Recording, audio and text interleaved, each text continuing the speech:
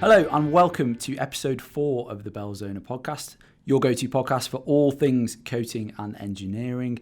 I'm Richard Bywater, Specification Development Engineer for Belzona Polymerics, and it is my absolute pleasure to welcome you to the 4th instalment of the Belzona podcast. In our last episode, we were joined by my colleague Jason Horn, our R&D manager here at Belzona Global HQ in Harrogate. Now, Jason gave us a fantastic insight into Belzona's R&D department, discussing how the department for many years now have been turning science into solutions for many different types of industrial maintenance problems, as well as giving us a sneak peek into some of Belzona's future product plans. In today's episode, we are going to be discussing something a little bit different. We're going to be going through a type of industrial repair that many of you may not be familiar with. So, mechanical damage, erosion and corrosion are some of the main maintenance problems that pipework and pipelines can experience.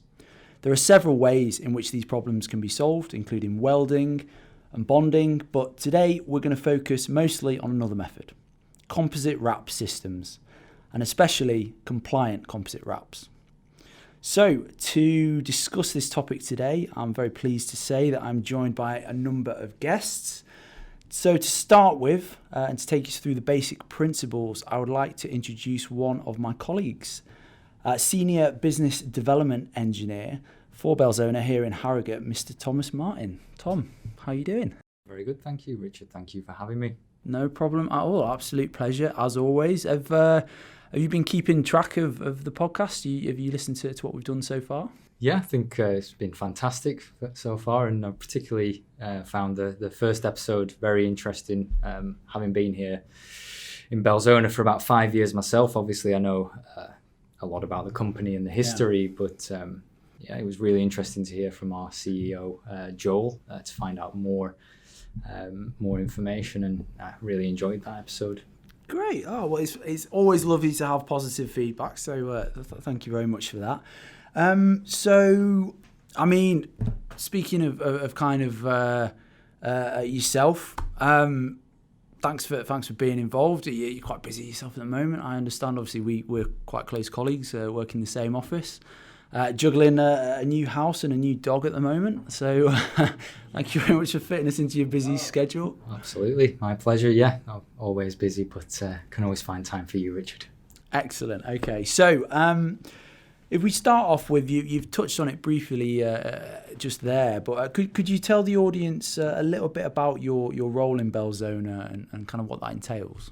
Yeah, of course. So I joined Belzona around 5 years ago in the technical service department.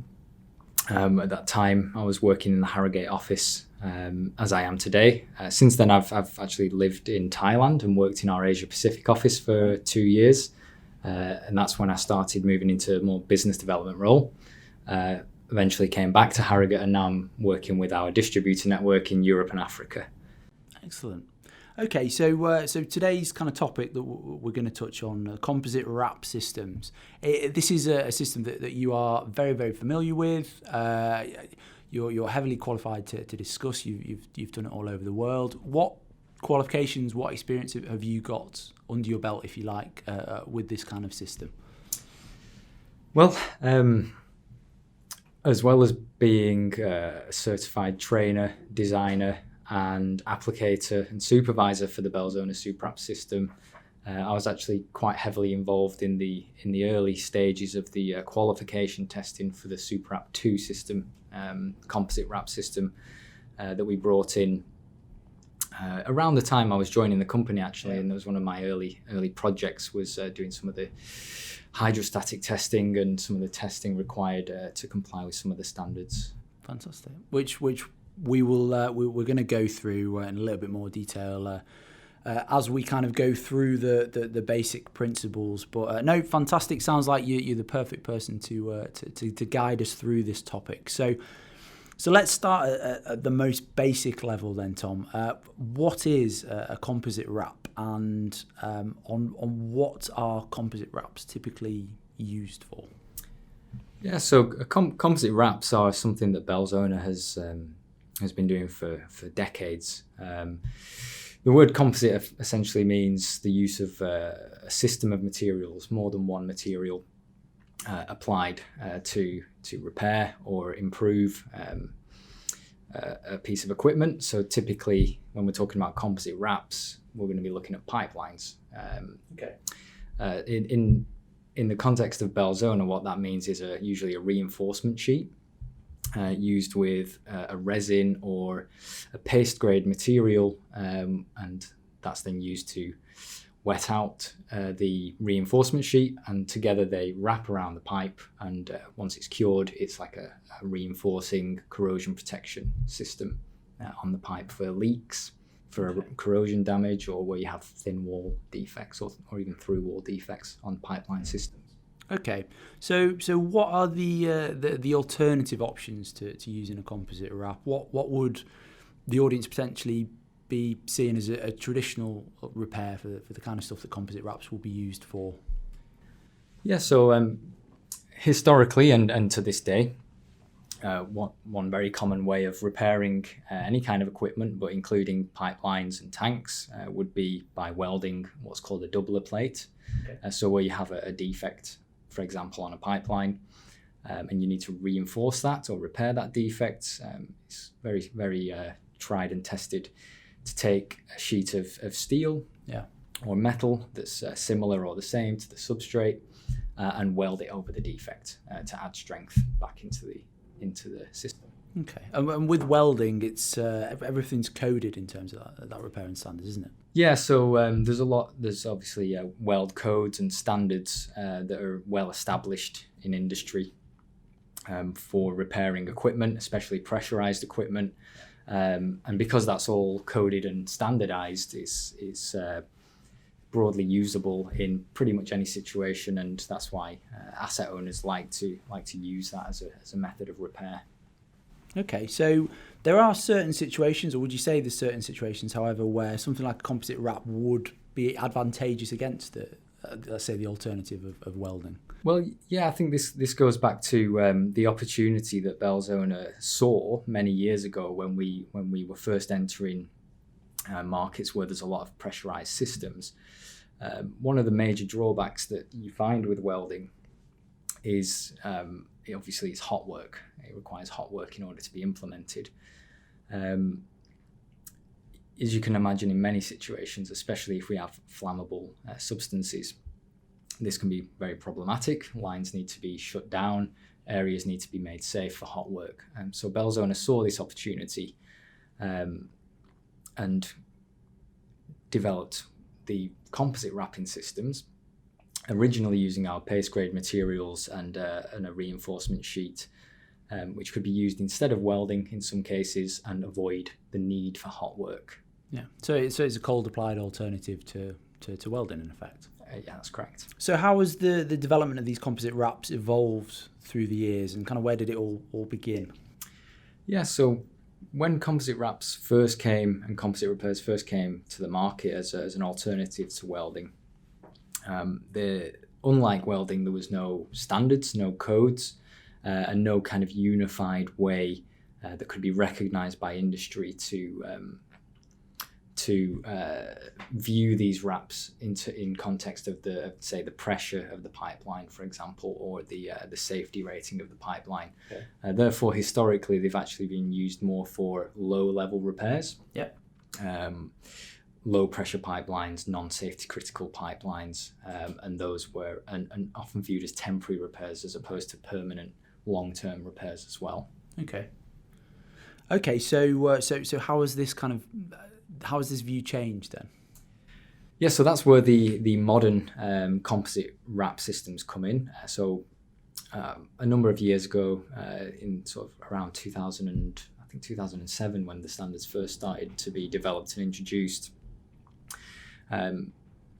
industry was looking at a way, due to the benefits of the composite wraps, to standardize these and to make it usable for more lines, more pipelines, and more equipment, especially the higher pressure and safety critical lines. And that's where the standards first came in, and manufacturers, including Belzona, then reacted to this and started to develop higher, more engineered systems that could be used in a wider range of situations and be viewed by industry as structurally more significant than they had been before and comparable in welding in a lot of ways. And is this what you think led Belzona to develop the Belzona wrap system, Belzona Super Wrap and Super Wrap 2? Yeah, of course. So the standards that came in, ISO 24817 and ASME PCC2, Belzona was aware of these during the development, and once they came to market, we developed a system called Super Wrap, which was made in line with those standards, and that was on the market for a number of years. And as time progressed, new technologies became available, and we've since updated to the Super Wrap 2 system. So the solutions you just mentioned, Belzona Super Wrap and Belzona Super Wrap 2, am I right in saying that these can be used as what's deemed as compliant repairs? Yeah, so a compliant repair is essentially a repair that's done in accordance with those standards. Okay. And what we at Belzona have done, firstly, is a lot of pre-qualification testing on the Super Wrap 2 system and the Super Wrap system before that, which allows us to comply with those standards. And then the way we go about individual repairs is we follow a methodology of calculations outlined by the standards for that specific situation. So that's kind of where it's different from the traditional composite repair. Okay. That was not engineered, not calculated, and was seen as more of a temporary repair. But with these compliant systems, we're actually able to take the pressure of the pipe, the defect size, the depth of the pitting, the temperature, all into account, run it through a system of calculations, and then come out with a design for that repair, which is specific for that application. And what this allows us to do is actually design a repair that can be verified for service up to 20 years service life. So you've mentioned the design of the wrap there. Are there specific criteria for who can make these designs, but also who can apply the product? Yeah, so that's another part of the standardization. I'll link it back to when we spoke a little bit about welding. Obviously, anybody who applies a weld will have to do it in accordance with certain practices, and that person should be sufficiently trained to do that repair. And it's the same thing with the composite wrap systems. The standards do dictate that we should train the people who apply the product to ensure a high standard of application. And also the design process is closely controlled by Belzona. Either we do it ourselves with our in-house engineering team, or we have some of our distributors who have been trained to do the designs themselves as well. Okay, so if I was someone sat here interested in becoming certified, becoming a verified applicator, if you like, how would I go about doing this? Is it an easy process? Well, no, I'd say it's not an easy process. Okay. We do run a training course here in Harrogate and in our other offices around the world, and where we train people to be able to apply the Belzona Super Wrap 2 system. And that is it's not an attendance only course. There is a pass-fail criteria on that, and it's quite challenging to pass. And the reason it's challenging to pass is because, of course, we as a manufacturer want to ensure the highest standards of application. Ideally, anybody who did come on the course would already, as a prerequisite, have lots of experience with Belzona products and materials, and therefore be in a good position to pass that course, and have a good understanding of the quality assurance and quality procedures that we put in place for other types of Belzona systems. The way we aim to approach the market is actually through our distributor network, and they will already have the personnel and application partners who they work with who are very experienced with Belzona, and therefore they can deliver that as a supply and apply solution locally in the market. Okay, so hypothetically, say you are a verified designer, you've got a verified and certified applicator. Would you be able to just take us through the basics in terms of application and design considerations that go into producing a compliant wrap system? Yeah. So I'll talk you through the basic steps in the process. So essentially, like I mentioned earlier, every application is done on a one-by-one basis. So there's no one size fits all.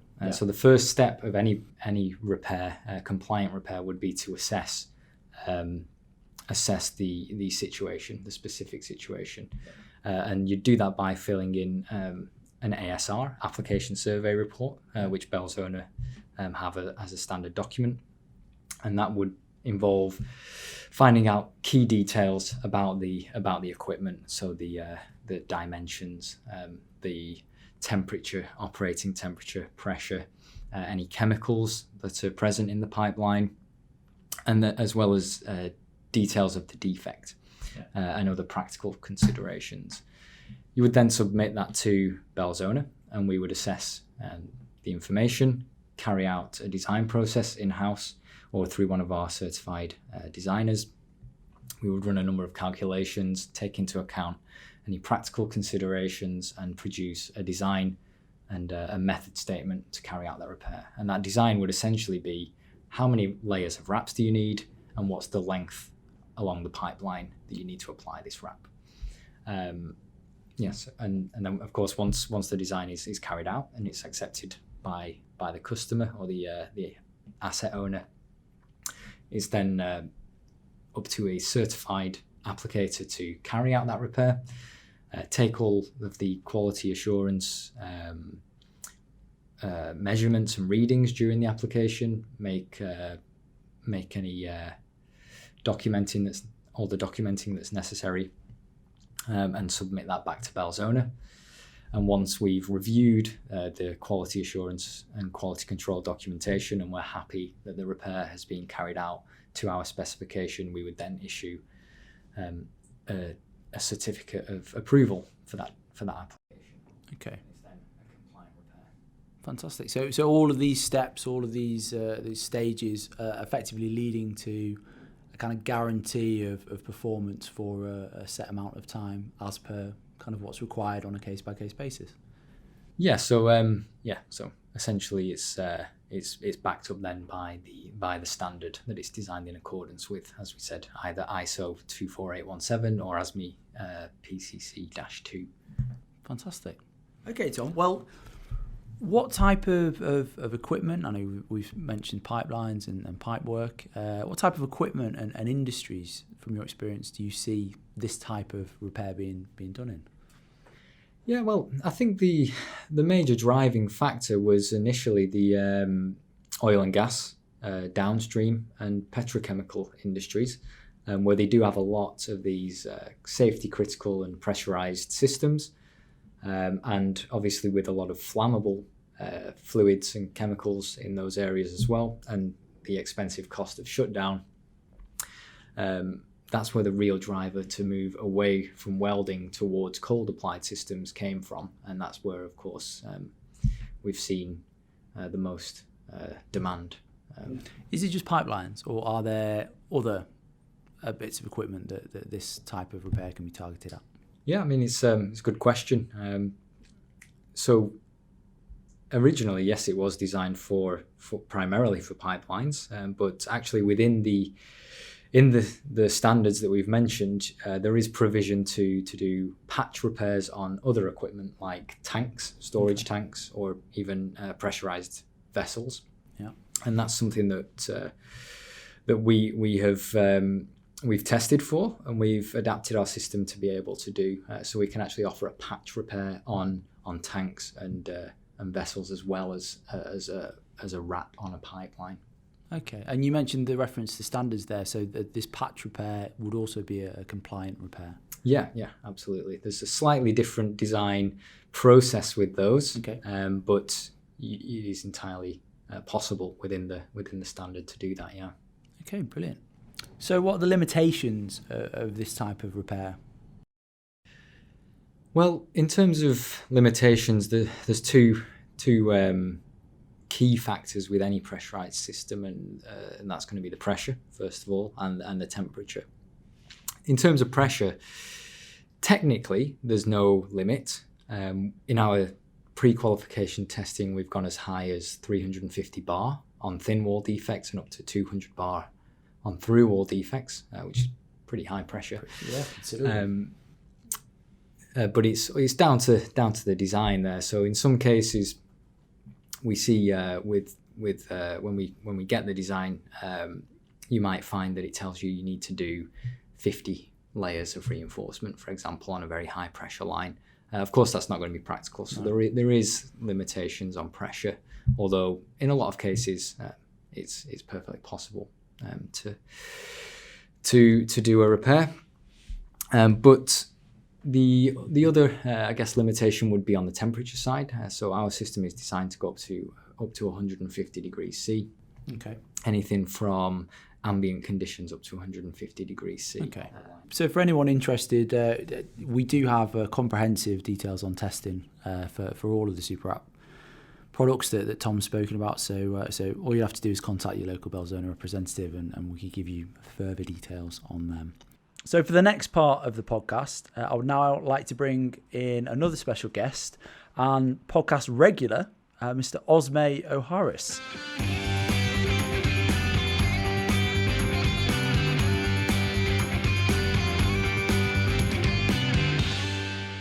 Now, most of you will know Osmay from episode 2 of the podcast, where we discussed high temperature coatings and the problems and solutions associated with their application.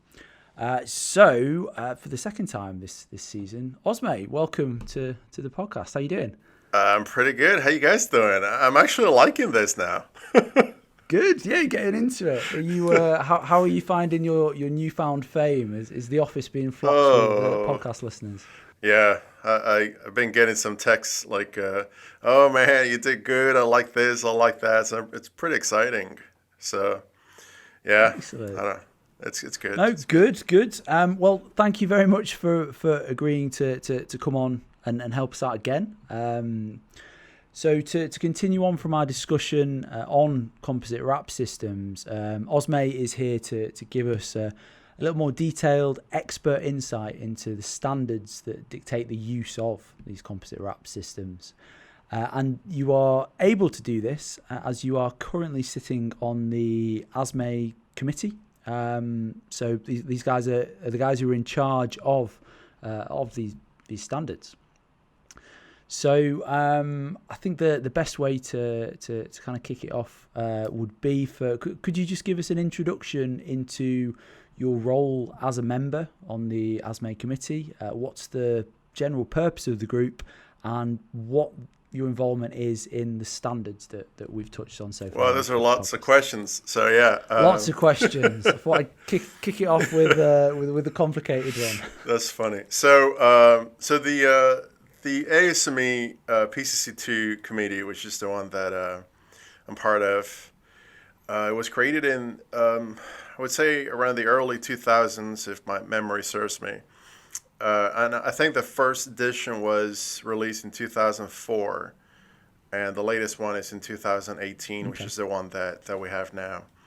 So the committee was originally designed to develop new requirements and recommendations for the maintenance and inspection of pressure equipment after the equipment had been in service. So particularly we have Articles 401, 402, and 403, which they deal with non-metallic and bond repairs. Okay. So members with different backgrounds, they're part of this committee, and I think it's actually pretty good to have different backgrounds looking at problems that we face every day. So some of us represent the manufacturer, others represent the asset owner, or contracting companies, and that's how, in my view, we could look at different problems from different angles and different perspectives. And the goal has always been to generate a standard that is as easy to use as possible, and that provides asset owners with standardized solutions to their problems. So my role is contributing to this standard from the perspective of the manufacturer of the non-metallic repairs. So we get together regularly, we discuss some of the equations that we have in the standard, some of the procedures that we follow, some potential ways to modify some of the algorithms that we have now. I would say mostly because of three reasons. One, there may be more advanced ways to, let's say, inspect or just design a repair. Number two, you could have new studies that show other effective ways to do things that we didn't do that way previously, right? And then we could just recalculate some of the repairs or how to pre-qualify some of the solutions that we have, or just basically how to make sure the applications are less risky, in a way. And third, because there's new testing, right, that allows us to refine some of the approaches that we previously had. Just rather than being extremely conservative, we could actually use different equations that give us a better outcome. So particularly now, we are in the process of harmonizing ISO 24817, which is a similar standard, and ASME PCC2 Article 401, as much as we can. And although each one of them wants to keep its own identity, right, there are several sections that we could easily harmonize, and we could adopt what's best from each one of the standards and sort of like merge them together into a better standard. In addition, we also help some of the users, right, standard users, to when it comes to questions about how to interpret the standard. They might have questions as to what you mean here, what you mean there, how do I use this equation, how do I use that equation, can I do this, can I do that? So those are some of the technical questions that we could actually answer and better help the customers with those kinds of questions. And we also try to be in touch with new technologies. We always try to be in charge of sort of looking into new inspection techniques, which could potentially help and make a better and more robust standard once we have new additions coming up. So those are, and I would say in a summarized way, some of the things that we do and the reason why this standard was actually created years and years ago. Great. Are there any other standards that cover these sort of non-metallic solutions? Yes. Globally, ASME PCC2 and ISO 24817 are the ones that are mostly used. But there's some other ones that we could actually have. I know there's ISO 15649. There's DNVR. DNVGL actually has another one, which is more of like a recommendation guidelines kind of things, as that's DNVRPC 301. Okay. And we also see that there's some asset owners which they actually develop their own standards. Most of them are actually derived from either ASME, PCC2, or ISO 24817, but they might actually have their own documents. Like, for example, Chevron, they actually have PIM SU 6085. I know Total has another similar one. Pemex also has another one, just to cite a few. But the good thing is that they mostly look at what we have on ASME and PCC2 on ISO, and then they could just sometimes derive some of the things that we do, and they put their own spin to it. But it's mostly based off both standards. Yeah. So there's these two main ones, and then slight variations and correct and iterations of correct. Which at times we have to just review. So when there's a new revision of either ASME PCC2 or ISO 24817, most of these let's say specific standards, they also change based on the changes that we make on these two standards. Okay. So it's a good thing to know about them, because basically they contain all the information that you need for non-metallic solutions, right? Okay. So I'm very impressed you can remember all these figures as well, and some of this actually, because you use them a lot, you get to remember them. Sometimes I don't know. Sometimes I don't remember the numbers, and but sometimes I have to be like, it's the NVGL CR. I think it's 301, but Yeah. but it's Always worth a check on. I'm always yeah. constantly on my email or on my laptop just to double check, especially when That's speaking right. with- That's with- right. That's with right. clients. As long So, as you remember ASME PCC2 and ISO 24817, you're fine. They're the two main ones. Yeah, yeah. So how have you seen ASME PCC2 and ISO 24817? Not reading those. You're struggling with that, huh? Just checking. How have you seen these two main ones change since their early introduction? It's a good question. They have indeed changed. Again, as I said, ASME PCC2, I think around 2004 was the first one that we had. ISO 24817. I think the first one was before the 2000. I think it's 2001 or 2002. I can't remember correctly. But even when it was just like a TS, technical specification, and then it became gradually an actual standard.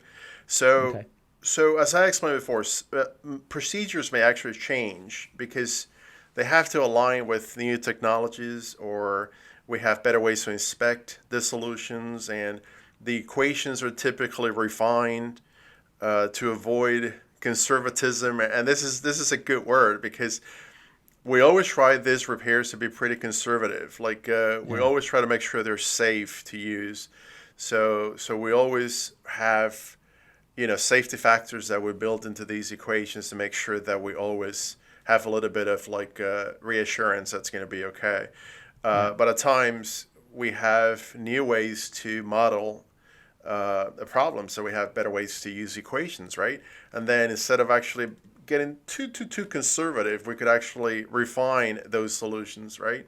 And make sure that so you have an idea. We don't have to go with 5 wraps being extremely conservative, where we might actually do the same thing with 3, right?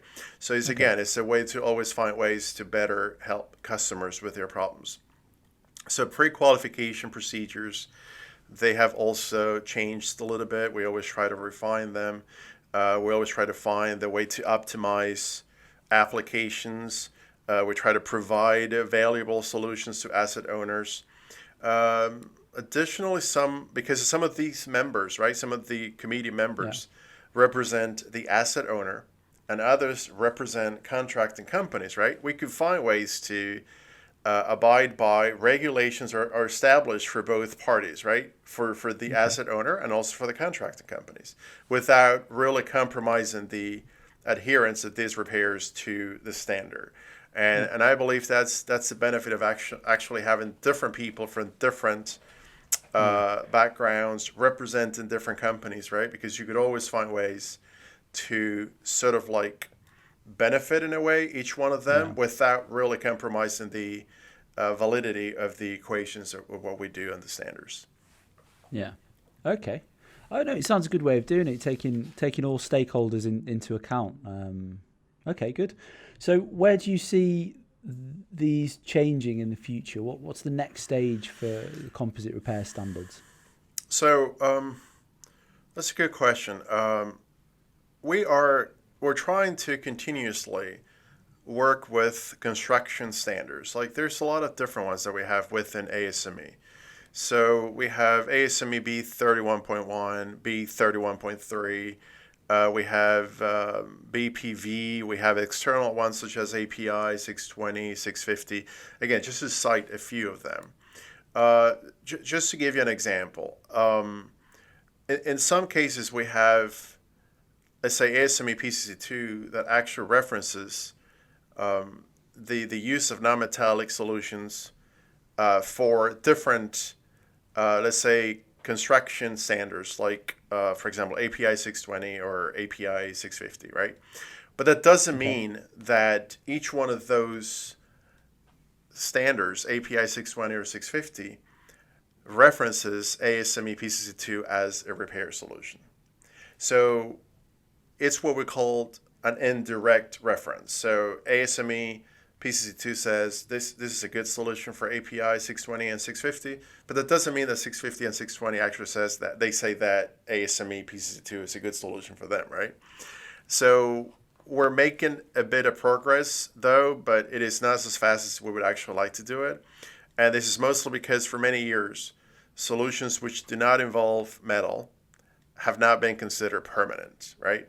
So, and I think that engineers are now embracing more the fact that metal unfortunately corrodes. So there's that's a reality, right? There's not a lot that you could do about that. And now metallic solutions do not corrode, right? If you design them, if you apply them properly.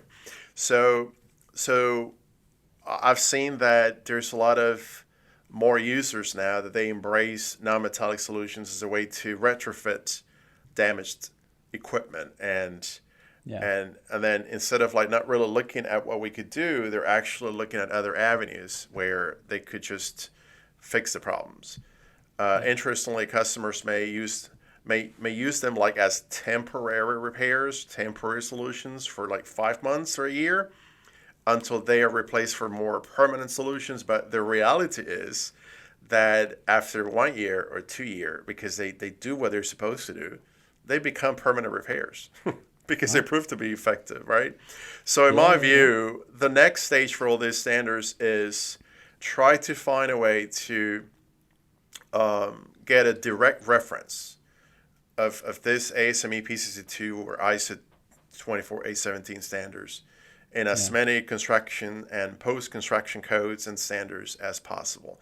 And again, as I said, we're working on it, but it's not as as fast as we would like. But it's something that we're definitely looking into, and I believe that's where we're heading.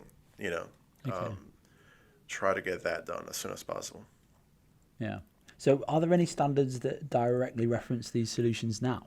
Yes, so we have, for example, ASME B31.4. 31.4 is mostly for transportation of liquids and slurries through pipelines, right?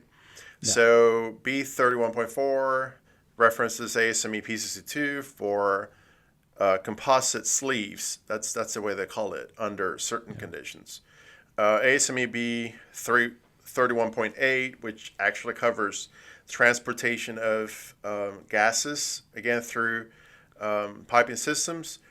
They also reference, in a way, ASME PCC2 as a temporary repair, right? So again, as I said, the way I see it is, and I think is a positive thing, is that most regulatory agencies or standard generating entities, right, are looking for solutions implemented by methods which have been proven by reliable engineering, testing, and analysis, right? And can permanently restore the serviceability of the damaged substrate. And that sounds very technical, but basically what we're saying is that if you have a solution that you have mathematical evidence that it actually works, then that solution is considered acceptable, right? So ASME PCC2 Part 4, as well as ISO 24817, they contain comprehensive mathematical procedures which are based on reliable engineering and testing. Sometimes we could actually use finite element analysis to even complement the solutions and see how the model actually agrees with the testing. But these solutions could definitely restore the serviceability of damaged substrates, and this is in my view the benefit of having these solutions. And is there any development on the horizon for this type of application onto different substrates? Are you asking from a Belzona perspective, or? Yeah. Well, so testing for different substrates is not that complicated once you have a system that has been pre-qualified onto a specific material. So the only thing you have to do is you have to recognize what materials of constructions are the ones that suffer the most in the field.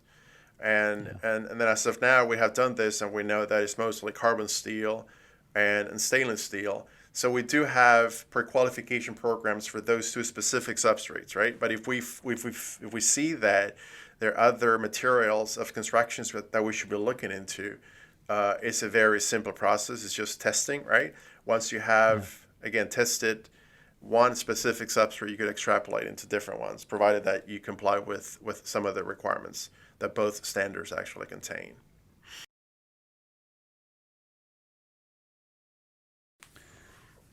Excellent. Well, Osmay, just before we bring the episode to an end, is there anything else that you think would be worth mentioning to the listeners in terms of your role and the standards? Something interesting. We're currently working on improving some of the sections that we have in the current standards, right? Okay. Trying to make them easier to use, trying to make them more in alignment with current technological developments and in service inspection techniques, because that's very important. And we're also trying to improve training and supervision recommendations, because that's paramount. We're trying to improve the way that installers and applicators are trained, right? And hopefully once we have all this integrated and we have, again, a better standard that considers requirements from, again, an asset owner perspective, from a manufacturer's perspective, from a regulatory agency perspective, right? So once we have all this in place, I'm pretty sure that we should be able to ensure more successful applications, because that's the goal. Great.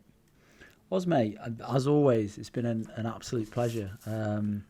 Thanks for coming on and taking us through this.